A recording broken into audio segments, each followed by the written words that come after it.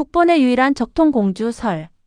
그녀는 이름처럼 하얗고 투명했지만 동시에 언제 녹아 없어질지 모르는 눈송이 같았습니다.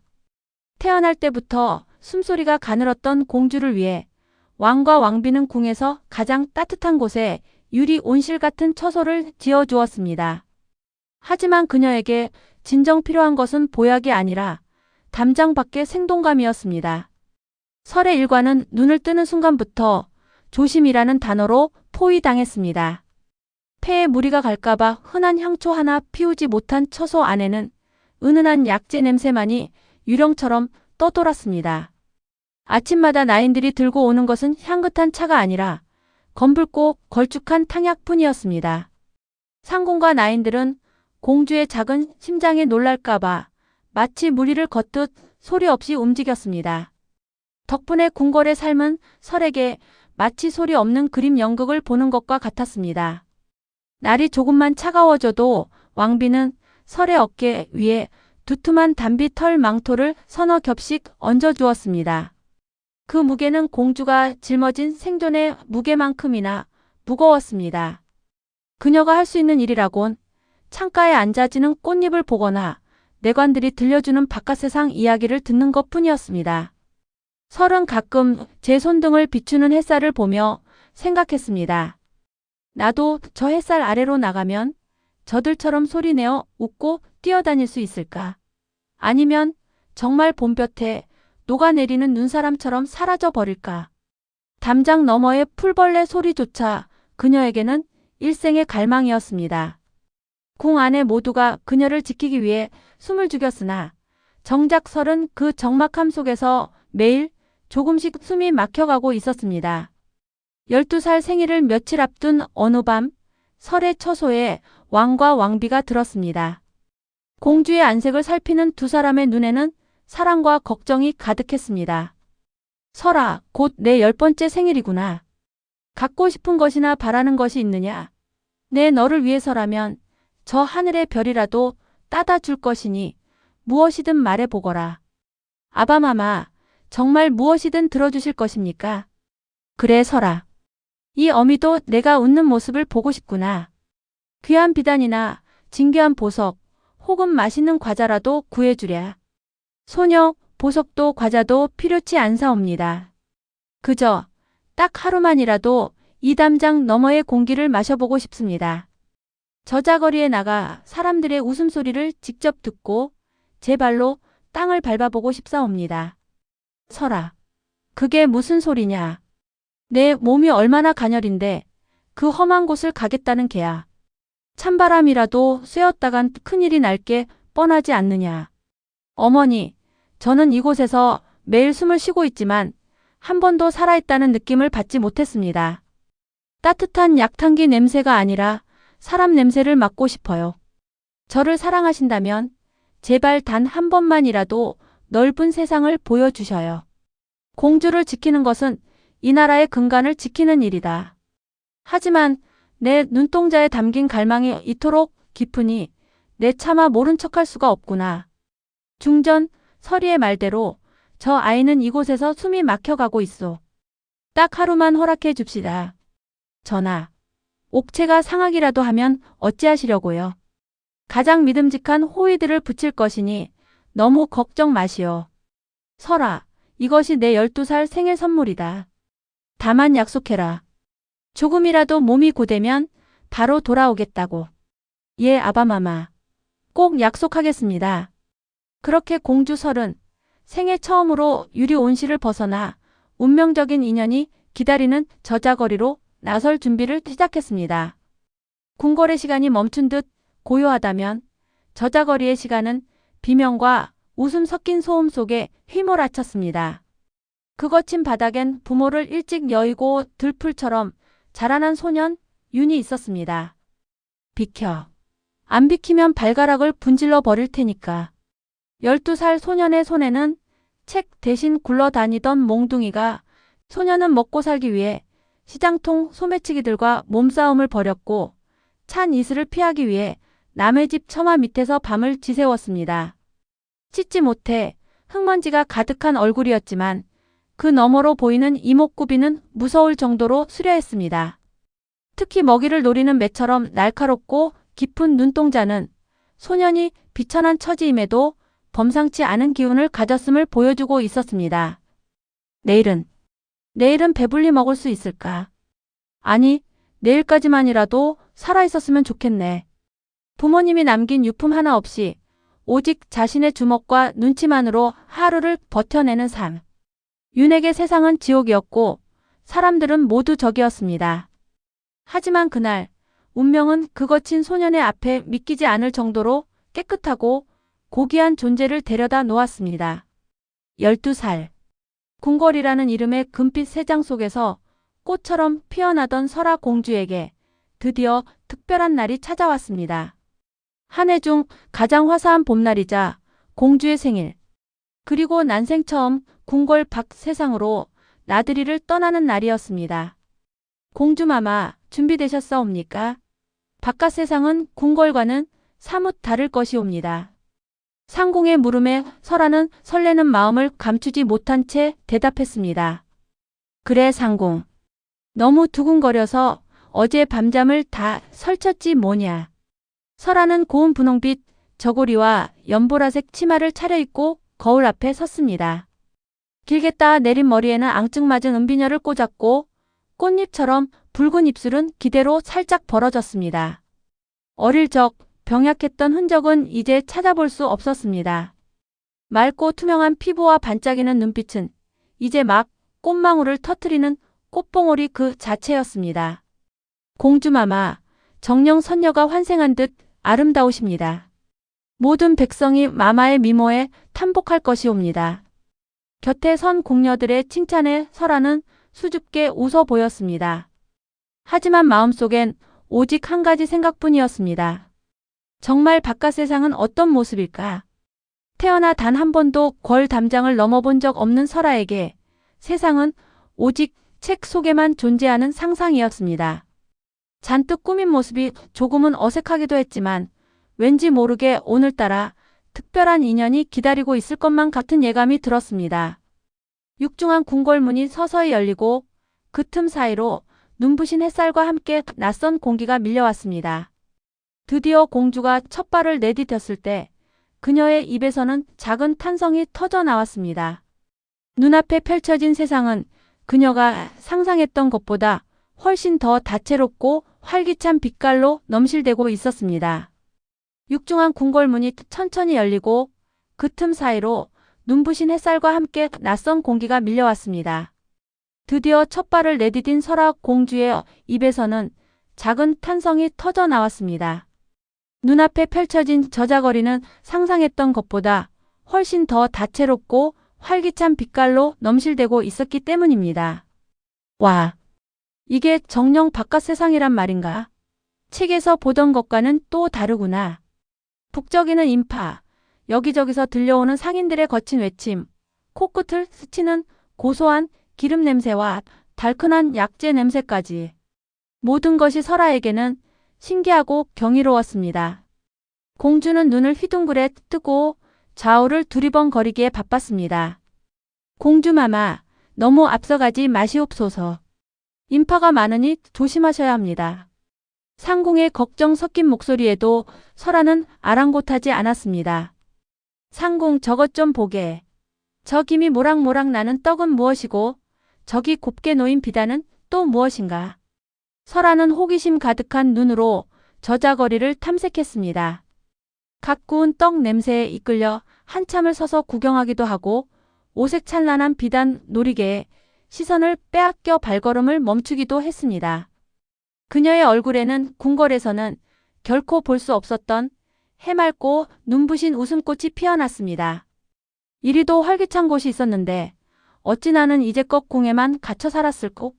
진정 아깝고 서러운 시간이 아니더냐. 새로운 세상을 만난 설아의 마음은 벅찬 감격으로 가득했습니다. 하지만 그 설렘이 절정에 달한 순간 예상치 못한 불청객이 그녀의 평화로운 첫 나들이를 송두리째 뒤흔들 준비를 하고 있었습니다. 바로 저자거리의 거친 들풀, 소년 윤이었습니다. 설아는 저자거리의 활기찬 풍경에 흠뻑 빠져 연신 감탄사를 쏟아내고 있었습니다. 상궁과 궁녀들이 미처 따라오지 못할 정도로 설아는 나비처럼 자유롭게 시장 골목을 누비고 있었죠. 바로 그때였습니다. 쉴 새 없이 오가는 인파 속에서 공기마저 찢는 듯한 거친 숨소리가 들려왔습니다. 비켜. 길 좀 비키라고. 어서. 저 멀리서 누더기 옷을 입은 소년 하나가 사람들 사이를 헤치며 전력으로 달려오고 있었습니다.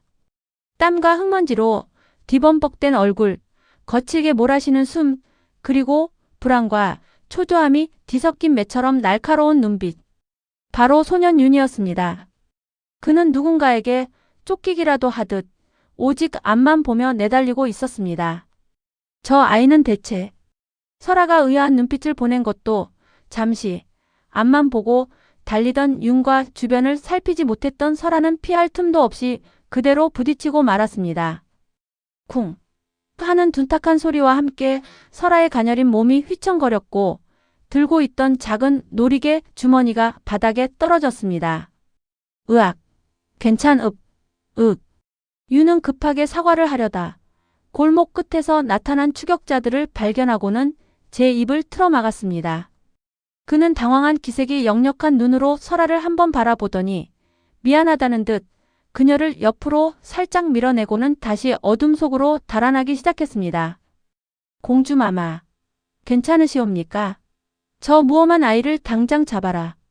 궁녀들이 황급히 설아를 부축했지만 설아는 아픔도 잊은 채 멀어져가는 윤의 뒷모습을 멍하니 바라보았습니다. 흙먼지로 얼룩진 누더기 옷 아래로 언뜻 비치던 범상치 않은 생김새와 그 서늘한 눈빛. 생전 처음 보는 저자거리 소년의 강렬한 잔상이 설아의 가슴 속에 깊이 박혔습니다. 발치에는 공주만이 가질 수 있는 귀한 폐물이 담긴 놀이개 주머니가 주인 잃은 꽃잎처럼 바닥에 덩그러니 놓여 있었습니다. 요란했던 소동이 지나간 저자거리. 상궁과 궁녀들은 쓰러진 설아 공주를 부축하며 안절부절못했습니다. 하지만 설아의 시선은 여전히 저 멀리 사라진 소년 윤의 흔적을 쫓고 있었습니다. 공주마마 괜찮으시옵니까? 어디 다치신 곳은 없으신지. 상궁의 물음에 설아는 흙이 묻은 치맛자락을 털어내며 멍하니 대답했습니다. 아니 괜찮다 상궁. 그보다 저 아이는 대체 누구란 말이냐. 어찌 저리 급하게 달아나는 것이며 그 눈빛은 또 어찌 그리 서늘하던지. 그때였습니다. 설아는 손에 쥐고 있어야 할 놀이개 주머니가 사라진 것을 깨달았습니다. 당황한 눈빛으로 바닥을 훑던 설아의 시선이 방금 윤과 부딪혔던 자리에서 멈췄습니다. 내 놀이개 주머니. 설마 저 아이가 가져간 것이냐? 궁녀들이 황급히 주변을 샅샅이 뒤졌지만 어디에도 주머니는 보이지 않았습니다. 설아는 순간 자신을 밀쳐내고 달아나던 윤의 모습이 떠올라 가슴이 철렁 내려앉았습니다. 그 주머니 안에는 공주의 신분을 증명하는 귀한 패가 들어 있었기 때문입니다. 큰일 났사옵니다. 공주마마. 그 안에 있던 패는 나도 안다 상궁. 어찌 이런 일이 나의 부주의로 그리 귀한 것을 잃다니. 궁궐로 돌아온 설아는 밤이 깊도록 잠을 이룰 수 없었습니다. 생애 첫 나들이의 설렘은 간데없고 대신 알 수 없는 죄책감과 불안함이 그녀를 짓눌렀습니다.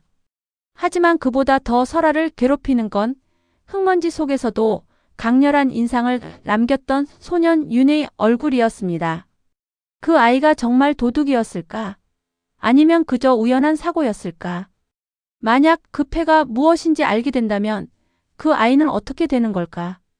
공주의 패가 사라진 사실은 은밀히 감춰졌지만 설아의 마음속에는 이미 거센 바람이 불기 시작했습니다. 생애 첫 출궁은 그렇게 예기치 못한 사건으로 끝이 났고 공주와 저자거리 소년의 운명은 그날의 짧은 마주침을 시작으로 걷잡을 수 없이 엉키기 시작했습니다. 숨이 턱 끝까지 차오르도록 달려 인적이 드문 폐가에 몸을 숨긴 윤.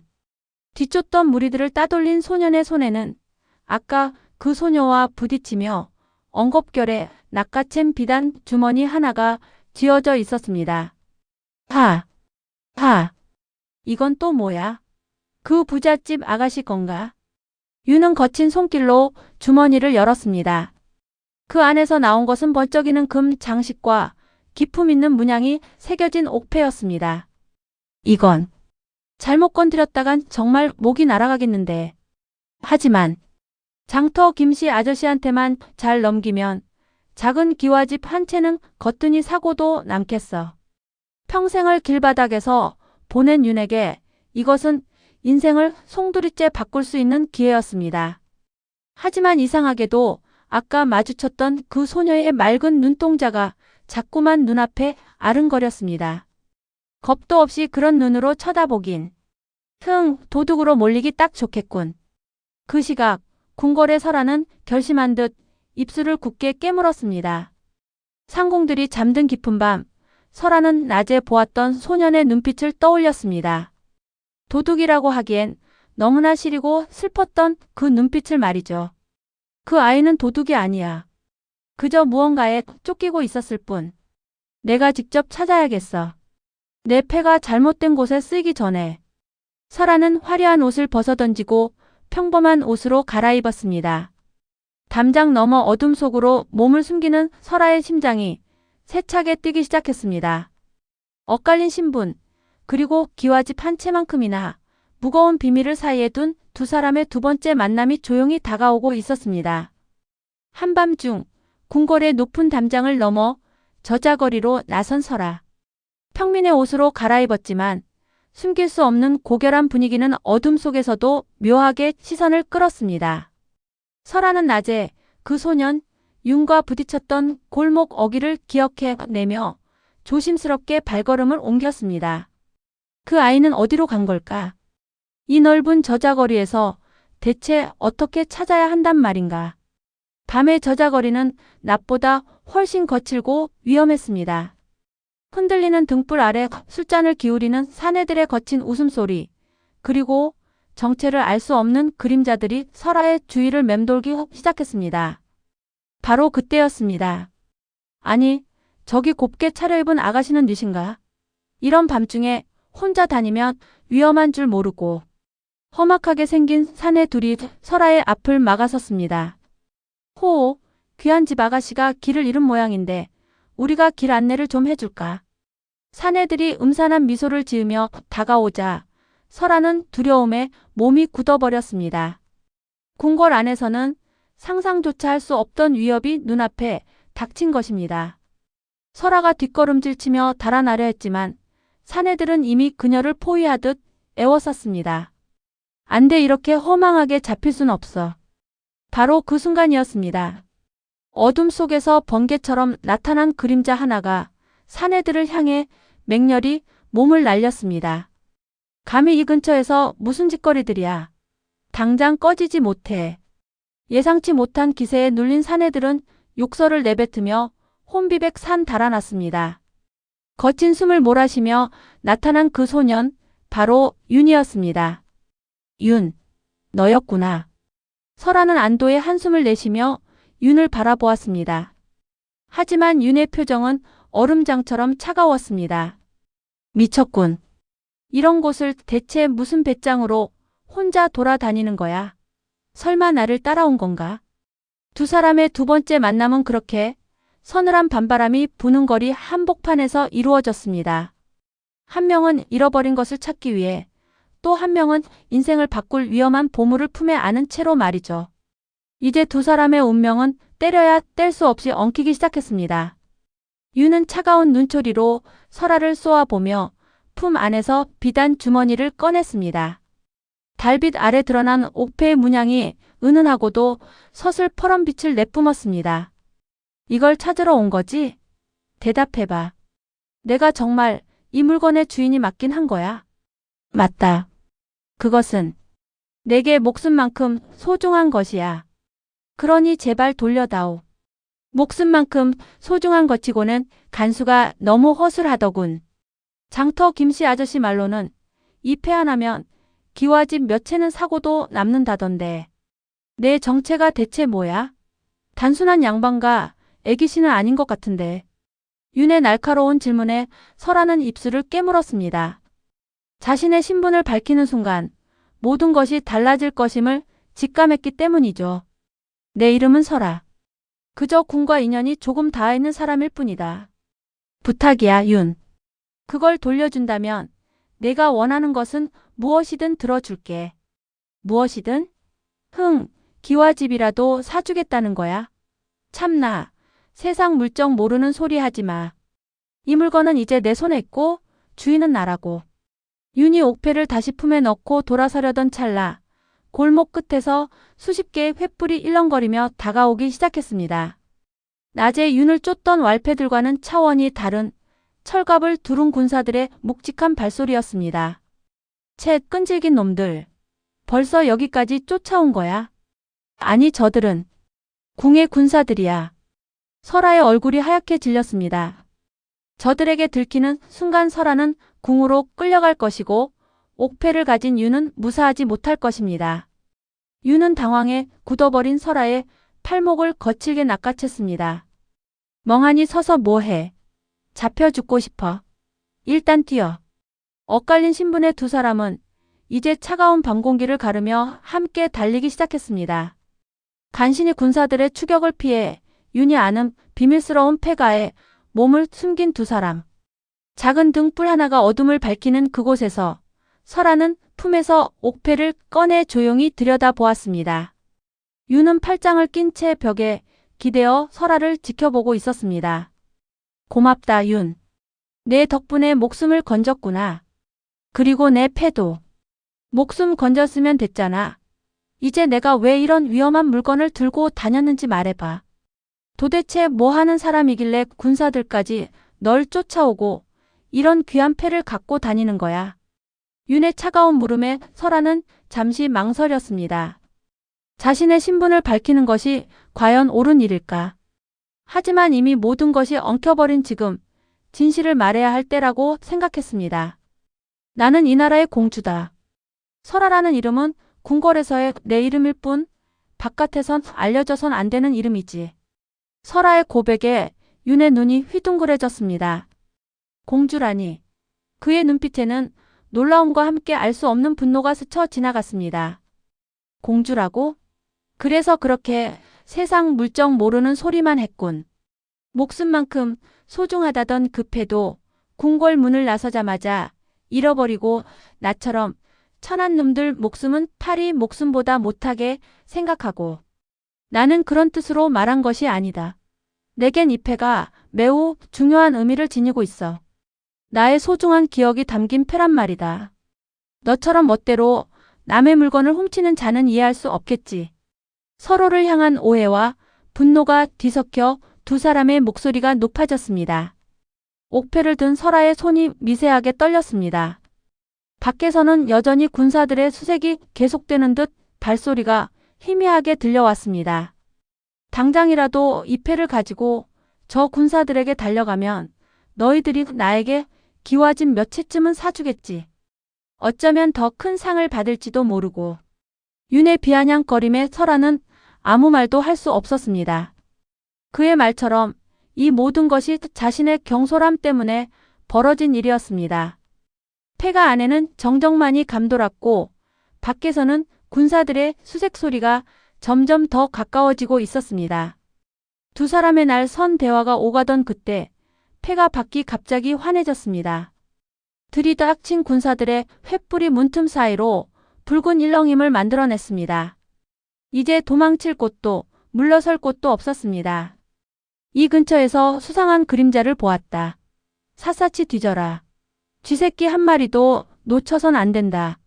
군사 대장의 서슬퍼런 외침에 설아의 안색이 창백해졌습니다.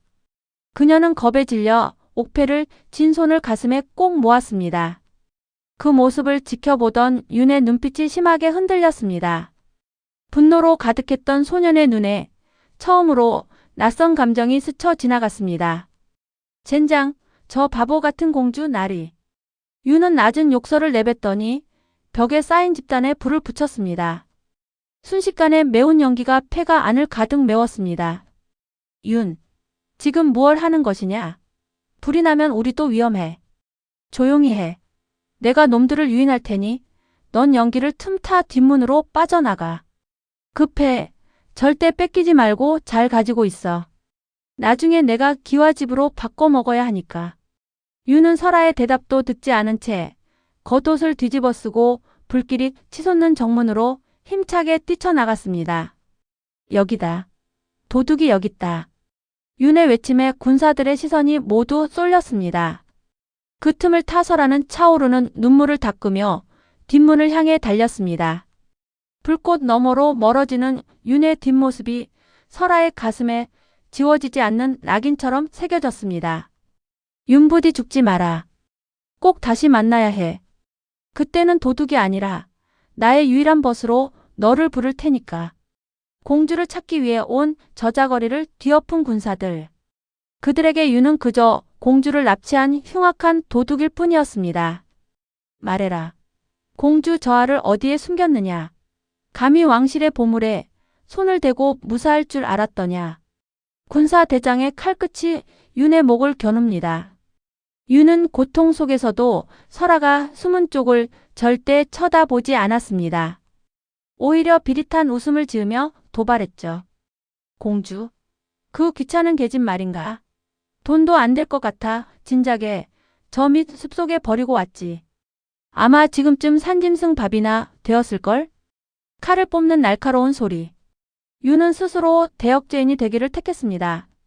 설아가 무사히 궁으로 돌아갈 수만 있다면 자신의 목숨 따위는 기와집 한 채보다 가볍다고 생각한 것입니다. 하지만 그때 어둠 속에서 설아의 맑고 강단 있는 목소리가 울려 퍼졌습니다. 칼을 거두어라. 내가 여기 있다. 평민의 옷을 입었으나 감출 수 없는 위험. 군사들은 일제히 말에서 내려 바닥에 엎드렸습니다. 설아는 피투성이가 된 윤을 감싸 안으며 군사들을 매섭게 노려보았습니다. 이 소녀는 나를 구한 은인이다. 그 누구도 이 아이를 죄인이라 부르지 마라. 이 아이가 없었다면 나는 오늘 밤 무사하지 못했을 것이다. 설아의 선언에 군사들은 당혹감을 감추지 못했습니다. 도둑과 공주, 그리고 그들을 쫓는 음모. 이제 두 사람의 이야기는 궁궐이라는 더 큰 폭풍 속으로 향하고 있었습니다. 궁으로 돌아온 설아는 비단 옷을 입고 있었지만 그녀의 영혼은 여전히 저자거리의 그 폐가에 머물러 있었습니다. 자신을 대신해 대역죄인이 된 소년 윤. 설아는 삼엄한 감시를 뚫고 차가운 지하 감옥 바닥으로 내려갔습니다. 윤. 정신이 좀 들어. 나야 설아야. 철창 안에서 쇠사슬 끌리는 소리가 들립니다. 간신히 몸을 일으킨 윤이 피식 짧은 실소를 터뜨립니다. 거참 공주 나리. 여긴 또 왜 오셨어? 기와집 한 채는커녕 저승길 노잣돈도 못 챙기게 생겼는데 기어이 여길 오시네. 바보 같은 소리 마. 내가 널 여기서 반드시 꺼내줄 거야. 아바마마께 다 말씀드렸어. 내가 날 지켰다고, 내가 내 은인이라고. 공주님 제발. 그럴수록 당신만 위험해져요. 도둑놈이랑 어울렸다는 소문이라도 나면 어쩌려고 그래. 그냥 날 도둑으로 몰고 잊어버려요. 그게 당신이 살 길이야. 윤의 목소리는 갈라져 있었지만 설아를 걱정하는 마음은 투명하게 비쳤습니다. 설아는 차가운 철창을 꽉 움켜쥐었습니다. 싫어. 내가 죽으면 나도 공주 같은 건 안 해. 너는 궁궐이라는 감옥에 갇혀있던 나를 처음으로 세상 밖으로 끌어내준 사람이야. 이름뿐인 공주가 아니라 그냥 설아로 봐준 유일한 사람이라고. 설아의 눈물이 윤의 거친 손등 위로 툭 하고 떨어졌습니다. 그 뜨거운 눈물 한 방울에 윤의 굳게 닫혔던 마음도 무너져 내렸습니다. 하지만 감동도 잠시. 감옥 복도 끝에서 군사들의 묵직한 발소리가 다시 들려오기 시작했습니다. 두 사람에게 허락된 짧은 시간은 이미 끝나가고 있었습니다. 왕은 옥좌에서 내려와 무릎을 꿇고 있는 설아 앞에 섰습니다. 화가 나 소리를 지를 법도 한데 그의 목소리는 오히려 낮고 떨렸습니다. 설아야. 내 하나뿐인 딸아. 왜 이리 아비의 가슴에 대못을 박느냐. 그 도둑놈이 대체 무엇이길래 내 귀한 목숨을 이리 쉽게 내던져. 아바마마. 소녀는 그저 신의를 지키고 싶을 뿐입니다. 그 아이는 제가 누구인지도 모른 채 저를 구했습니다. 그런 사람을 죽이는 건 아바마마가 가르치신 왕도가 아니지 않습니까? 왕은 천천히 몸을 낮춰 설아와 눈을 맞췄습니다. 분노로 가득했던 눈동자엔 어느덧 안쓰러움과 사랑이 가득 고였습니다. 오냐, 내 말이 맞다. 하지만 아비된 마음으로 내 어찌 너를 사지로 몰아넣은 놈을 예뻐할 수 있겠느냐. 너를 잃을 뻔했다는 생각에 내 눈앞이 캄캄해졌단 말이다. 왕의 떨리는 손이 설아의 뺨을 타고 흐르는 눈물을 닦아냅니다. 비녀를 쥔 설아의 손을 부드럽게 감싸쥐며 왕이 나지막이 속삭였습니다. 그만하거라. 내 몸에 작은 상처라도 난다면 내 심장이 먼저 멈출 것이다. 그 소년의 목숨은 살려주마. 내 너를 어찌 이기겠느냐. 하지만 기억해라. 이건 공주의 승리가 아니라 아비가 딸에게 지는 것이란다. 왕은 설아의 눈물을 닦아주던 손을 거두고 다시금 단호한 군주의 모습으로 돌아갔습니다. 살려달라 했느냐. 좋다, 살려주마. 하지만 조건이 있다. 그자가 진정 내 말대로 목숨을 걸고 너를 지킨 자인지 내 직접 시험해 볼 것이다. 설아의 눈동자가 떨립니다. 시험이라니요. 아바마마, 대체 무엇을 하시려는 것입니까? 그자를 당장 최전방사지 검은 숲의 수색병으로 보낼 것이다. 알다시피 그곳은 10명 중 하나도 살기 힘든 곳이지. 만약 그자가 그곳에서 3년을 견뎌내고 무사히 살아 돌아온다면 그때는 내 그를 도둑이 아닌 무사로 인정하여 내 곁에 머물게 해주마. 아바마마, 그곳은 산 사람도 죽어 나오는 곳입니다. 상처 입은 아이에게 어찌 그런 가혹한. 이것이 내가 허락한 마지막 선이다. 설아. 그자가 너를 지키기 위해 죽음을 무릅썼다면 살아 돌아오는 것으로 그 가치를 증명해야 해. 그럴 용기도 운도 없는 자라면 차라리 여기서 죽는 게 낫지 않겠느냐. 왕의 눈빛은 흔들림이 없었습니다. 설아는 가슴이 미어지는 고통 속에서도 천천히 고개를 끄덕였습니다. 윤을 향한 믿음, 그리고 그를 살려야 한다는 간절함이 그녀를 버티게 했습니다. 받아들이겠습니다. 윤은 반드시 돌아올 것입니다. 그 아이가 저를 지켰듯 저 또한 이곳에서 공주로서의 책임을 다하며 그 아이를 기다리겠습니다. 설아는 떨리는 손으로 자신의 옥패를 꺼내 윤의 거친 손 위에 올려두었습니다. 이것을 가져가시오. 나의 분신과도 같은 물건이니 이것이 당신을 지켜줄 것이오. 반드시 살아 돌아와 내게 직접 돌려주어야 하오. 알겠소? 윤은 옥패와 설아를 번갈아 보다 이내 깊숙이 허리를 숙였습니다. 저하, 이리 귀한 것을 어찌 저 같은 자에게 주십니까? 제 목숨보다 무거운 물건이라 감히 받기가 두렵사옵니다. 당신의 목숨이 곧 이 옥패의 가치여. 내게 저하라 부르지 마시오. 그저 당신을 기다리는 설아로 기억해 주시오. 3년 뒤 반드시 다시 만나기로 약속해 주시오. 윤은 옥패를 품에 소중히 넣으며 설아의 눈을 똑바로 응시했습니다. 그 눈에는 신분을 뛰어넘은 결연한 의지가 담겨 있었습니다. 예, 설아 아가씨. 소인 반드시 살아 돌아오겠습니다. 3년 뒤 이 옥패를 들고 아가씨 앞에 다시 무릎 꿇을 때까지 부디 무사히 지내시옵소서. 윤은 마지막 예를 갖춘 뒤 망설임 없이 안개 속으로 걸어 들어갔습니다.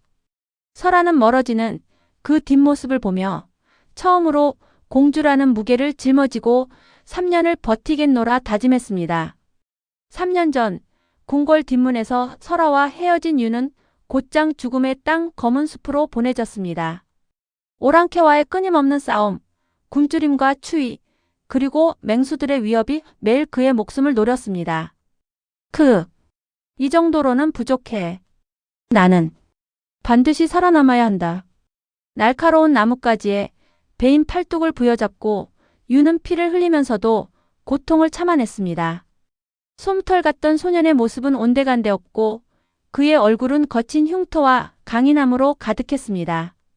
밤이 되면 윤은 몰래 품속의 옥패를 꺼내 달빛 아래 비춰보곤 했습니다. 설아 아가씨. 당신의 명을 어길 순 없지. 이 옥패를 돌려주기 전까지는 죽을 수도 없어. 반드시 돌아가야 해.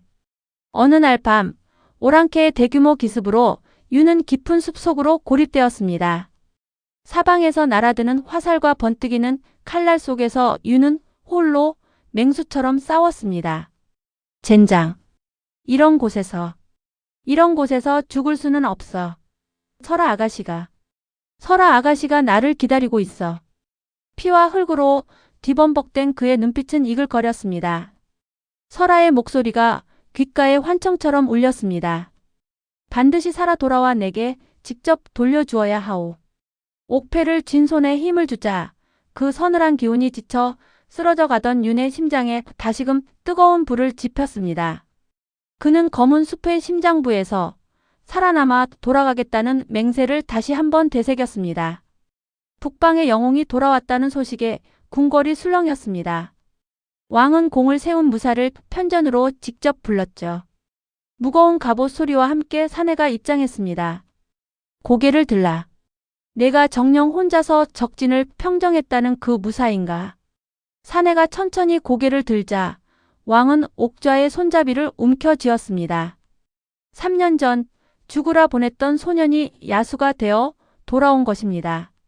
너는 설마 그때 그 아이더냐? 소인 윤, 전하의 명을 받들어 사지에서 돌아왔나이다. 3년 전 약조하신 대로 이제는 도둑이 아닌 무사로서 전하 앞에 섰사옵니다. 왕은 옥좌에서 내려와 사내의 앞에 섰습니다. 소년의 눈빛은 더 이상 가난에 찌든 도둑의 것이 아니었습니다. 왕은 사내의 어깨를 굵은 손으로 짚었습니다. 내 딸이 사람을 보는 눈이 틀리지 않았구나. 살아 돌아오느라 고생 많았다.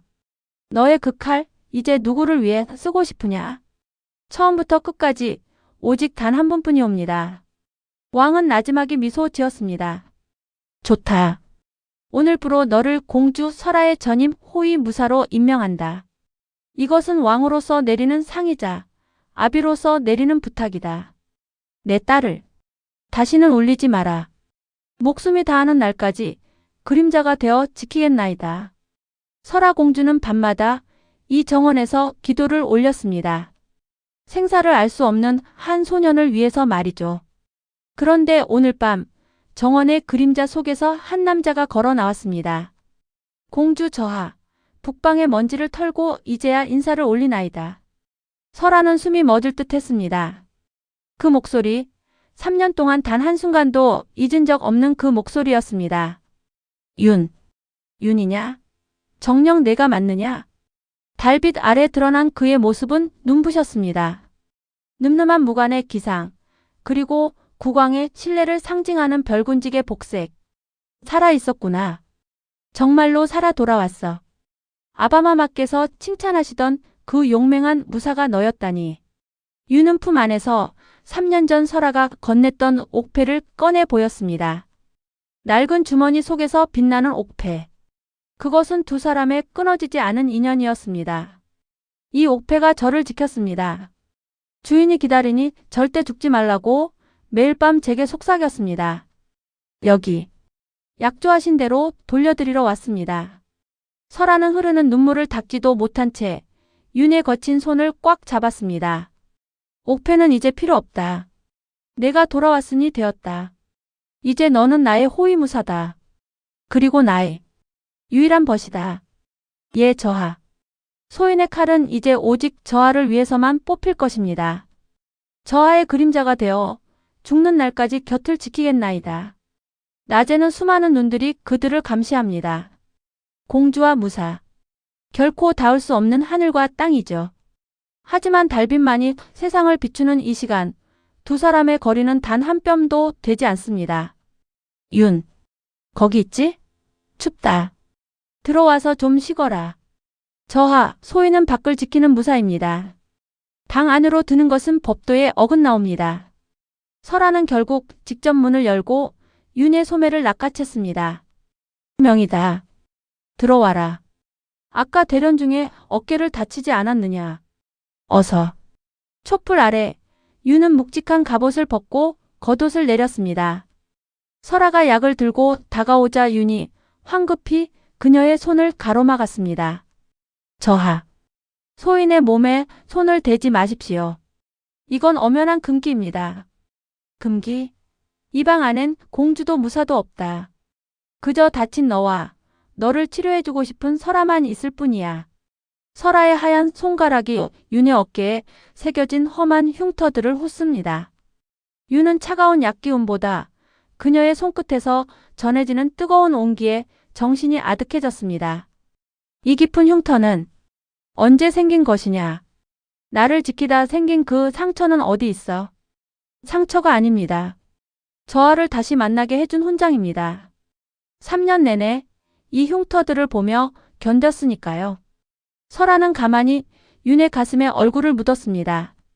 옷 너머로 들리는 윤의 빠르고 강한 심장 소리. 윤은 떨리는 손을 들어 그녀의 등을 감싸려다 끝내 주먹을 쥐고 멈춰 섰습니다. 사랑하지만 않을 수 없고 연모하지만 소유할 수 없는 궁궐의 밤은 그렇게 아슬아슬하게 깊어갔습니다. 달빛 아래 두 사람의 진심이 흐르던 그 밤, 연화당 밖에는 보이지 않는 눈이 있었습니다. 좌의정의 첩자 최상궁이었죠. 문틈 사이로 새어나오는 두 사람의 그림자를 보며 그녀는 숨을 멈췄습니다. 세상에, 저하께서 무사히 어깨를 만지다니. 저 미천한 놈의 가슴에 얼굴을 묻으셨어. 설아의 나직한 고백은 최상궁에게는 가장 달콤한 사냥감이 되었습니다. 다음 날 궁궐은 폭풍 전야처럼 고요했습니다. 좌의정의 손에는 어젯밤의 미래가 적힌 서찰이 들려 있었죠. 공주와 무사의 정이라. 전하께서 아시면 피바람이 불겠군. 아니, 단순히 알리는 것으론 부족해. 좌의정의 눈빛이 독사처럼 번뜩였습니다. 전하께서 직접 보시게 해야지. 내일 밤 연화당 주변에 소란을 피워라. 전하께서 친히 공주의 처소 문을 열어 젖히셨을 때 그곳에서 뒤엉켜 있는 두 청춘의 실태를 보시게 될 것이다. 다음 날 밤 불이야. 연화당에서 불이 났다. 왕은 혼비백 사나여 설아의 처소로 달려왔습니다. 화염과 연기가 피어오르는 연화당. 왕의 심장이 발끝까지 내려앉았습니다. 설아, 내 딸 설아는 무사하냐? 당장 문을 부수고 들어가라. 그때였습니다. 활활 타오르는 불길 속에서 한 사내가 설아를 들쳐 업고 나타났습니다. 검은 무관복은 그을음투성이었고 사내의 얼굴은 재와 땀으로 범벅되어 있었습니다. 왕은 그 사내가 윤임을 한눈에 알아봤습니다. 저하를 모시고 나왔습니다. 아바마마. 윤이 저를 구했습니다. 불길 속으로 뛰어들어 저를 살렸사옵니다. 왕은 멍하니 그 광경을 지켜보았습니다. 3년 전 죽으라 보냈던 그 소년이 자신의 딸을 불길 속에서 구해낸 것입니다. 좌의정은 예상치 못한 상황에 얼굴이 시퍼렇게 질렸습니다. 왕은 천천히 윤에게 다가가 직접 설아를 품에 안았습니다. 윤, 내 이놈. 어찌하여 매번 내 가슴을 이리 졸이게 하느냐. 허나, 너의 충심은 내가 똑똑히 보았다. 왕의 눈빛이 좌의정을 향해 날카롭게 번뜩였습니다. 좌의정은 들으라. 공주의 처소 근처에서 어찌 이리 큰 불이 났는지 단 한 점의 의혹도 없이 철저히 밝혀내라. 만약 단 한 줌의 불순한 의도라도 발견된다면 엄히 벌할 것이다. 불길이 휩쓸고 간 연화당. 좌의정은 고개를 숙였지만 왕은 그의 눈 속에서 서늘한 분노를 읽었습니다. 밤이 깊어지자 왕은 윤을 비밀리에 불러들였습니다. 연화당 화재. 단순한 실화가 아니겠지? 명백한 방화이옵니다.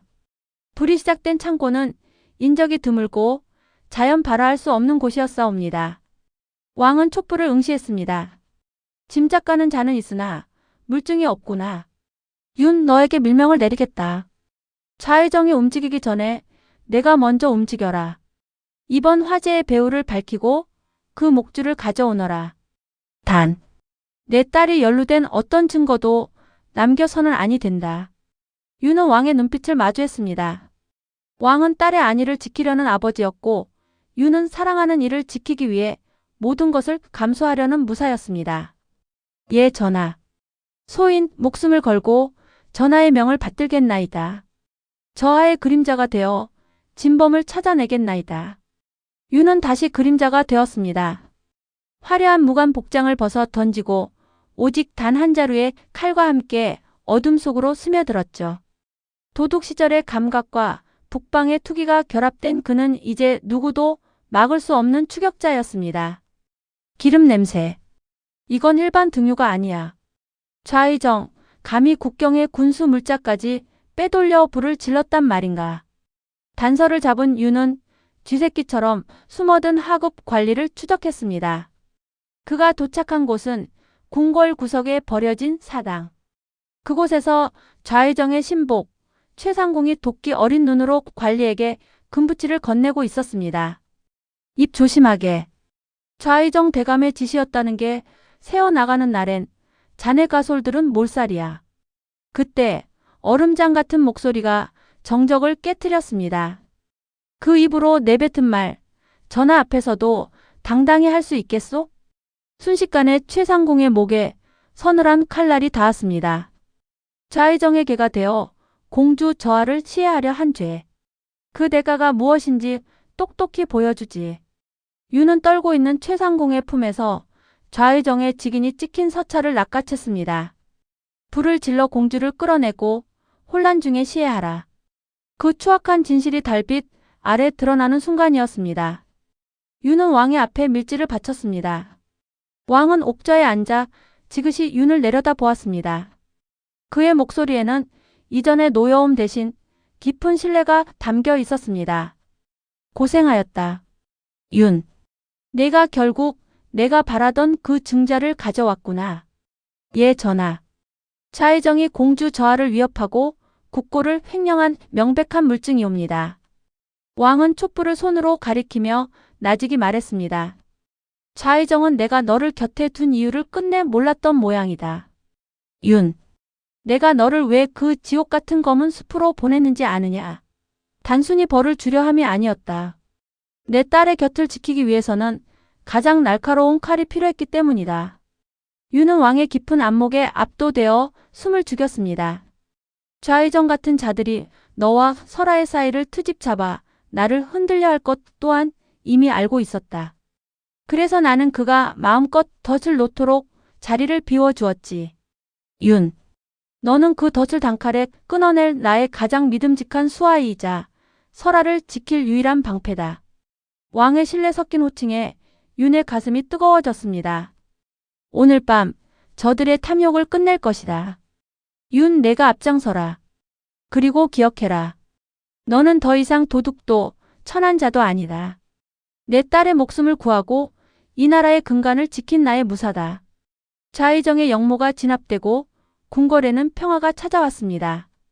왕은 윤의 공로를 치하하며 특별 공신으로 책봉하고 귀족의 반열에 올렸죠. 그리고 며칠 뒤 왕은 설아와 윤을 조용히 불렀습니다. 너희 둘이 겪은 고초는 내가 평생 잊지 못할 것이다. 윤, 너의 충심은 감히 어떤 신분으로도 갚을 수 없는 것이었다. 허나, 이제 더 이상 너희 둘을 궁궐의 엄격한 법도에 가두고 싶지 않구나. 설아는 가슴이 두근거렸습니다. 왕의 다음 말에 운명이 달려 있었죠.